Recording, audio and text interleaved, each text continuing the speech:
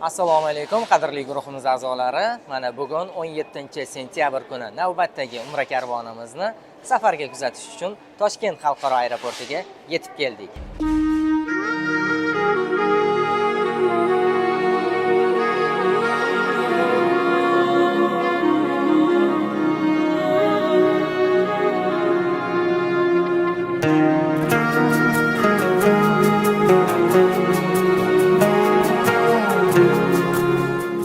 Shu bumuylarga borsam Ka'bani rasmlari turardi. O'shalarni his qilib, mana hozir inshaalloh boramiz, yetamiz. O'zimdan o'tayotgan taassurotlarni gap bilan, so'z bilan ortiq ifoda qila olmayman. Juda hayajonli.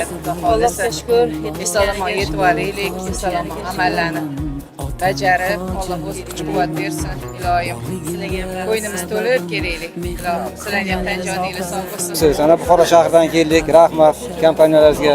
Ko'paysin, hammaga nasib etsin shu yerga borib kelish. Doimo shunday safarimiz oq bo'lsin, yo'limiz ravon bo'lsin. Otamning duoyida menga eng ulug' foyda.